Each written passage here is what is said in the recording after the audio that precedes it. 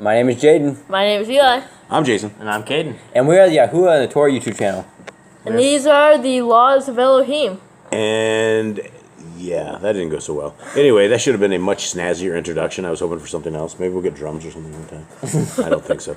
Okay. Hi, guys. How are you? How's everybody out there? Thank you guys very much for joining us. We appreciate your time. We know that your time is extremely, extremely valuable. And we are honored that you are hanging out with us. And we are going through what we believe are the laws, statutes, and commands of our Creator. And last time, we began in Genesis 1. And what we have for the commands right here, and we don't know the number of them, and that's why on our YouTube titles it will say the unknown. And then once we actually have a number of them, we'll go through them. So we have the very first one that we did, and this is all from the same chapter, but we have be fruitful, multiply, replenish the earth, subdue it, have dominion over all creatures. All right, so we're starting a clean slate, and we are also starting another chapter. And what we are trying to do is we are trying to identify all of the laws, statutes, and commands that apply to us.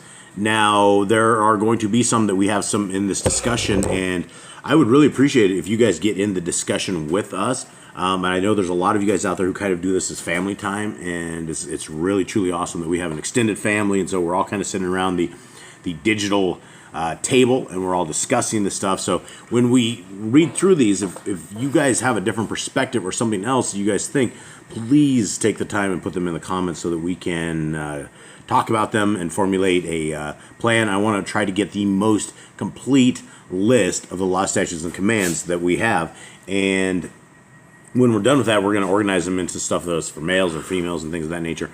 One thing is, Nicole, my precious wife, went to and said on yesterday's, for the last one that we did, Genesis 1:29, that some people say that this is a commandment.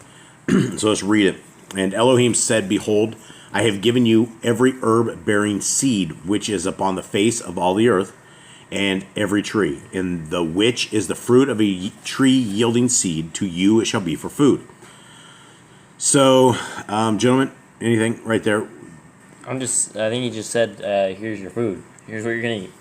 I don't think he's like, it was specifically a command. He just says, here's all these trees, have at it. It's for your food. Yeah, I wouldn't take out of this that we have to eat this particular stuff. So, anyone else? Anyone have a, Eli, you have anything on this? Yeah, it just doesn't sound like a command. It's just saying, here, this is yours. Elohim said, Behold, I have given you every herb-bearing seed. What does that say in the Hallelujah Scriptures, guys? 1:29. Says, and Elohim said, See, I have given you every plant that yields seed, which is on the face of the earth, and every tree whose fruit yields seed, to you is for food. Yeah, okay. So I don't know. I don't know. Those are the ones I don't think are, they completely pertain to us. And this one, the ones we're going to be talking about today is we're not actually in the garden. But if we were there, it was a commandment. So let's get to it. Let's talk about this. Genesis 2:1. Thus the heavens and the earth were finished, and all the host of them. And on the seventh day Elohim ended his work which he had made, and he rested on the seventh day from all his work which he had made.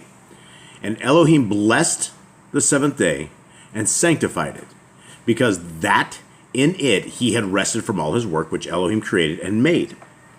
All right, let's pause right there, gentlemen.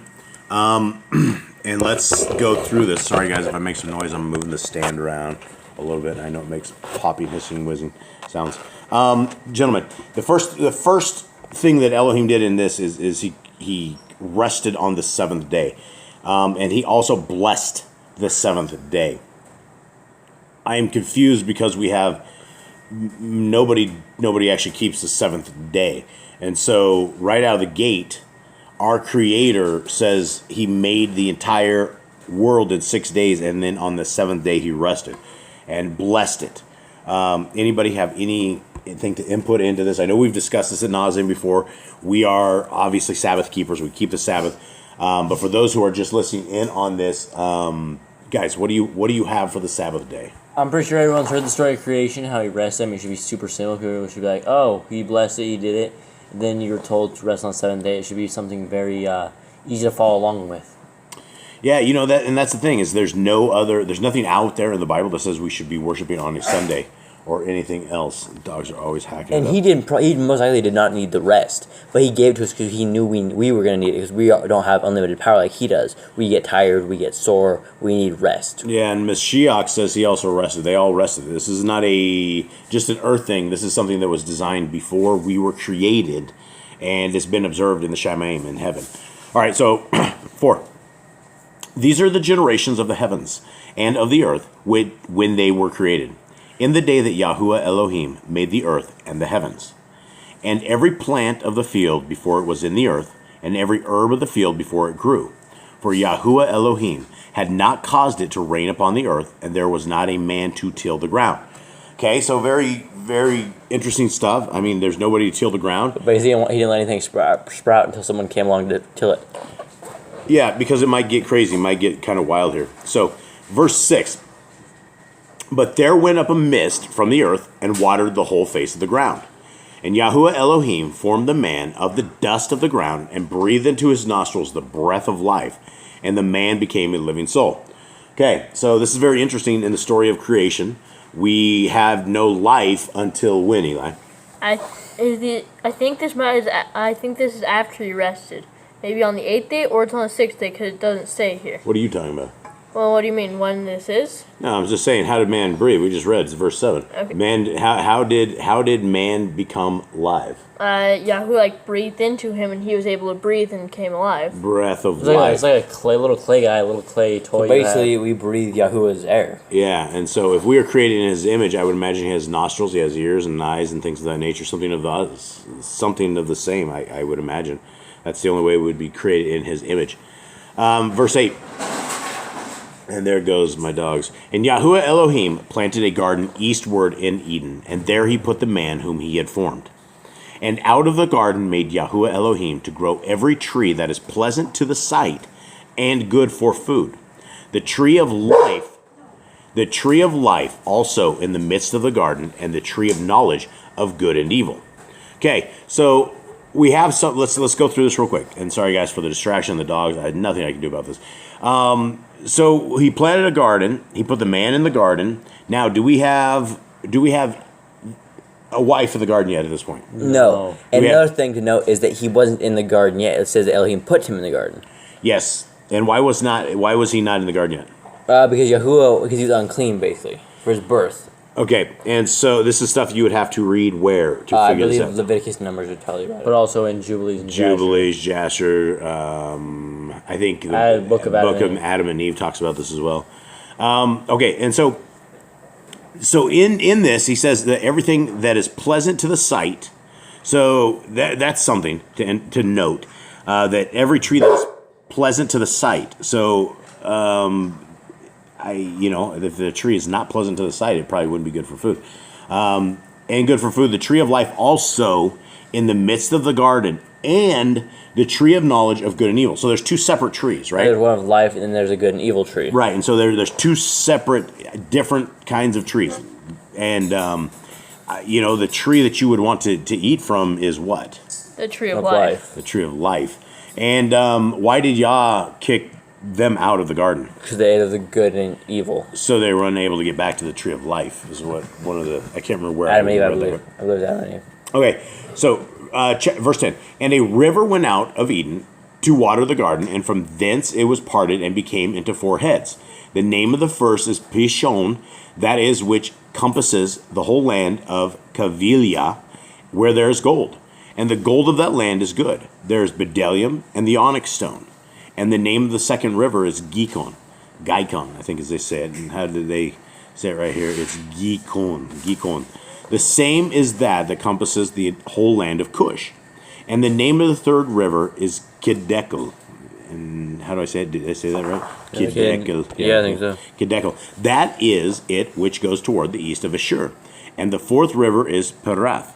And Yahuwah Elohim took the man and put him into the Garden of Eden to dress it and to guard it. Okay, so the very first job that humanity ever had was what? Farming, gardener, something of the sort. Agriculture. Yeah, so you guys live this life. Tell me about what's under your nails. How do you guys live your day to day? It's dirt, grass, you weed, you plant, you plow, you maintain all the crops. Yeah, we have a saying around here. It's called butts in the air. That's what we do all day. Is we literally have our butt in the air because we are down, bending over, weeding the ground, and so you don't see our heads very much. We're like butts in the air. So that is our life, and we are constantly tending to the gardens in various gardens that we have all over the place.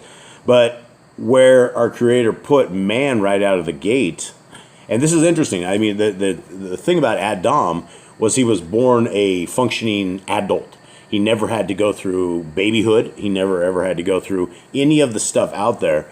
And, I don't know if we give Adam and Eve enough credit that, we're just like, oh, wow, they got deceived by the snake. Those idiots, who would do this? But they did not have a lifetime of experience that we have. And so we'll get into that.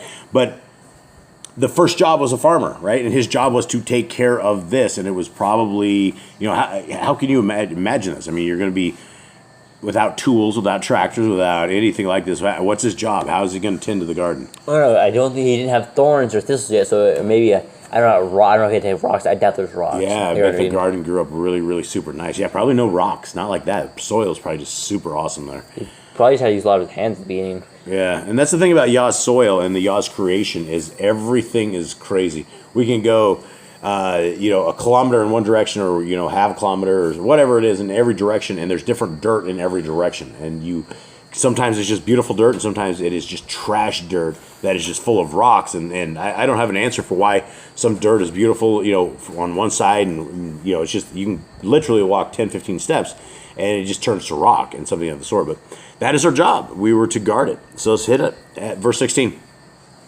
Okay, here's a command here. A command. Is this to us? What do we do here? And Yahuwah Elohim commanded the man, saying, of every tree of the garden you may freely eat, but of the tree of the knowledge of good and evil you shall not eat of it. For in the day that you eat thereof, you shall surely die. All right, gentlemen, what do we got? I would say this is not for us, not a Torah command, because he commanded the man. Now, there's a lot of things like Joseph was commanded to go down to Egypt with YHWH to take him down there for protection. That wasn't a command for us, it was a command for Joseph. So he was commanding Adam. So when would this apply to us? If we were in the garden. If we were put back into the garden. If we lived in the garden and we were many generations in the garden, we'd all know not to eat of that tree. Right. And so, this is not something that would apply to us, but, at the end of the day, we're all trying to make it back to the garden. That's where it seems like a really nice place to be, and it seems like where we should be. And if all we have to do out there is tend a thornless field and grow goodies for Yah, I think that sounds pretty awesome. Okay, so I don't think that's a commandment. Anyone else? No. Nicole, do you have anything over there? I can get her chirping sometimes, not often. Okay, so does that, Nicole, are we good with that? You think that's a command? No. Yes, but no. Yes, but no. Okay, so are we all in agreement that this is more for Adam. Or someone in the gardens. If you go to the garden, do not forget this, right? Part of the garden. Right. So we just dream like, don't make the same mistake we made. Don't do it. Don't do it. Dude, they would have signs by now, right? I mean, surely after we totally messed this one up. If we make it back to the garden, and that's where our final destination is, hopefully someone can fenced it off. We'll fence it off for them. Yeah, put guards up there. Do not eat this. Put guards on the guards because the guards might eat it. If we ever make it back to the garden, that angel that was out there with his sword, we got to put him somewhere. We can put him next to the tree of good and evil. These guys trying to pick off and just beat him. Why don't we cut the tree of good and evil down? Yeah, that's what I was thinking. Maybe we should ask Yah if we can just burn this thing. I think Does it produce good fruit or not? If it doesn't produce good fruit, we'll just use Yah's own argument. Hey, this thing does not produce good fruit. We should shut this down. It causes some problems, Yah. He obviously made it for a reason. I don't know, maybe it's just temptation, testing his people. For free will. For free will. Nicole chimes in. I love when she chimes in. Free will, that is very interesting, isn't it? Why do you make it, though? Why? Well, I don't know, but, let's move on. So anyway, these are great discussions, and if you guys are still with us out there, much love. All right, in verse 18. And Yahuwah Elohim said, it is not good that the man should be alone. I will make him a helpmeet for him. And out of the ground Yahuwah Elohim formed every beast of the field, and every fowl of the air, and brought them unto the man to see what he would call them. And whatsoever the man called every living creature, that was the name thereof. Okay, so there's something here. There's something very interesting. There's a power that was given that we all still have. What is that power? Name? Power of naming things and having names, how names are so important in this stuff. And it's very interesting that Yah would, so you have Adam, who has zero life It's experience. like a baby naming stuff. It's like a baby. They would Yeah. come up with the craziest names. You would just, that's the crazy thing. You're born into an adult body, but yet we blame him for being susceptible to the snake. And the snake, that was probably no challenge whatsoever. It was probably nothing. He's been around for a while. Yeah, kids and candy. Giving candy to a baby. Yeah, stealing candy from a baby. No, this one's like giving it to him. Oh, well, the wrong candy. Yeah, but The evil candy. The Yeah. candy. Poison. Yeah, poison candy. Okay, here we go. So, 20. Thanks. And the man gave names to all cattle, and to the fowl of the air, and to every beast of the field. But for the man there was not found a helpmeet for him. And Yahuwah Elohim caused a deep sleep to fall upon the man, and he slept. And he took one of his ribs, and closed up the flesh instead thereof. And the rib, which Yahuwah Elohim had taken from man, made he a woman, and brought her unto the man. And the man said, This is now bone of my bones, and flesh of my flesh. She shall be called woman, because she was taken out of man. Therefore shall a man leave his father and his mother, and shall cleave unto his woman, and they shall be one flesh. Okay, is this a commandment? I know this is this is interesting, right? This is. It's definitely like a statement, like saying what you're supposed to do, but I don't think it's like a command. Well, we have issues. We have Adam and Steve instead of Adam and Eve, right? We have, without a commandment of that man should cleave unto his woman right out of the gate, you could be confused and you might want to, I don't know. Some bad things. Yes, okay. So, is this a command? Therefore shall a man leave his father and mother, and shall cleave unto his woman, and they shall be one flesh. Yeah. That's it, probably command. Anyone? I think so. Okay. I'm trying to get everyone to weigh in here. Everyone out there, I wish we were doing this live, because this would be really cool if everyone could weigh in. One of these days, Eli's going to get this dialed in, and we're going to be doing some live action. Right, Eli? You can do it right from the DU recorder. Right here? Yeah. Okay, let's not do it right this second. Okay, so this is it. This is the question right here. Therefore shall a man leave his father and his mother, and shall cleave unto his woman, and they shall be one flesh. What is this? What is this command? Man and woman. I don't know. Nicole, help us out here. What name is command? So this is command. This would be commandment. I think a docs just blew up. Again? Okay, so 6. Man shall cleave unto his woman. man shall cleave unto his woman. They should leave. This is like leave your parents. It's like leave. Well, here's the thing. You're supposed to leave your parents' house, technically. Get out, child. Gentlemen. You're getting married. Therefore shall a man leave his father and his mother. So basically, a man should go build his own family. Okay, commandment 6. A man should build his own family. Yeah. The man shall leave his father and mother, join to his wife, and they shall become one flesh. Man and woman should build a family. And shall cleave unto his woman, and they shall be one flesh. Man and woman should build their own families away from their parents. I don't know. Is that right? Is everyone with me? Yeah. Yeah. And everyone out there, if we can word something differently, drop that in the comments, please. We would love to hear that.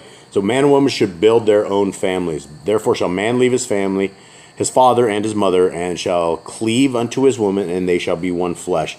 All right, so I think that may be it, gentlemen. Okay, verse 25.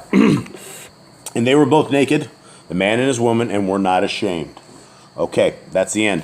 So that is the end of Genesis 2, and that is the end of it. As long as, here's what we're going to do, folks. As long as we can find a commandment in a chapter, we're going to keep going. So tomorrow or the next day, whenever we end up doing the next one, we will be doing, I think it's going to be a couple chapters. It's like Genesis 9 is the next one. Is it really? Mm-hmm. So, I mean, we might have like a spin-off here. And Might as well do that one live. Yeah, I don't know about doing it live. I don't know if I have enough hard drive space. And I don't know if we have enough bandwidth to try to do it live either.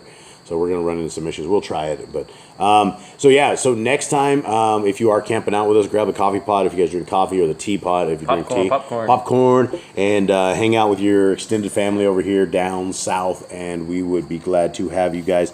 And I think that is it. So the Torah life is a good life. It is a life of freedom. And guys, where salvation begins where, Jade? At the cross or the stake. The stake or the cross. What does that mean, Cade? That means that the stake is a tree that was put up with Yeshua, that he was basically on. It wasn't actually a cross, but people know it as a cross, so salvation begins in the cross. Salvation begins in the cross. And what does this do for us, guys? Does this allow us to live in sin, or allow us to do stuff? I mean, what does this allow us to do? No, Yehoshua came back to be a final sacrifice lamb, because they couldn't forgive. The law was being broken so much, the sacrifices were wrong, the Levites weren't doing their jobs anymore, and everything had become corrupted. So Yehoshua came back to restore himself as the high priest, so that we can use his blood as a redemption, as forgiveness for breaking the laws of Yahuwah, the Torah. Right, and so did Yahushua do away with the laws? No, he came down to restore them and make them whole again. What verses do you have that would prove something of that nature? Oh, we have. Think not that I came to what? Destroy the Torah, the prophets. He did not come to destroy, but to fulfill. Fulfill. That means they're gone, right, folks? No, because Moses was talking about somebody who come down like him, who would bring back the law. Bring back the law. And so, what are the Christians will say there are two commandments. What are those? I actually did a video on that the other day. Yehoshua is preaching, and one guy goes, "Rabbi, what are the two greatest commands?" And he said, "What's the greatest command?" He goes, "The first is love Yahuwah your Elohim with all your being, with all your soul, and with all your strength." And what does that repeat? That repeats the Torah. It repeats what in the Torah specific? Well, I mean, where's the Shema? Deuteronomy what? 6:4. Deuteronomy 6:4. And then he goes, the second greatest command is love your neighbor as yourself. And so he didn't say there's only two laws. He said there's two greatest laws. What does he say hangs on those two laws? The rest of the Torah. Right. So what does that mean? The Torah hangs on that? Does it mean the Torah's gone, Kate? That means that when you hang those two things on the cross, that means that you are doing the will of the Father, which is the Torah, because you are not robbing your neighbor, you're not taking his wife, you're not cheating on your own wife. You are staying in the Torah, because when he says those things hang on the law, everything inside of those two sentences there go straight inside of the law. Everything from there is in those two commands. When you love Yahuwah with all your heart, you are following his day he told you to rest. You are worshiping him correctly. You're not bowing to other gods. You are not eating pork. You're not eating bacon. You are not eating shrimp. You're not eating the food that makes him angry, that he considers an abomination when you love him. Yeah, and I mean, it's not. People think that this is an evil dictator, and that is what I learned in the Christian religion, is that the God of the Old Testament is definitely not the God of the New Testament, and it's like he basically sent his son to undo the strict laws he had. But once you start reading the Bible, it doesn't say that at all, and we have been led to believe that we are Gentiles, and it is okay to be a Gentile, when the Bible says it is absolutely not okay to be a Gentile. We do not want to be Gentiles. We want to be Hebrew people. We want to be Hebrews. We want to be in covenant with Yahuwah, and the only way to be in covenant with Yahuwah is to what? Is to follow his Torah. Yeah, his Torah. And Torah means what? Instructions. Instructions, or way forward, or right way forward. And it's been translated hundreds of times into what they call the law, and that's what scares everybody. And so if you're willing to do away with the laws of God, and it's hanging on the cross, you got to be very careful, because it says, "Be fruitful, multiply, replenish the earth, subdue it, have dominion over all living creatures, and man and woman should build their own families." So which of those are no more? And you could say, "Oh, well, it's just the 10 Commandments." If one of the 10 Commandments is to obey the Sabbath, then why aren't we obeying the Sabbath? So anyway, Jade, do you have something else? No, that's it. Jade, anything? Shalom. Shalom. That's right. Eli, anything? Read your Bibles. Yeah, read your Bibles. Please follow along with us. And if you guys see something we missed, or you guys have something to say, please let us know. Yeah, and absolutely. Thank you guys again for hanging out with us, spending this time with us, and we are going to let you guys go. Much love. We are out. All right, shalom.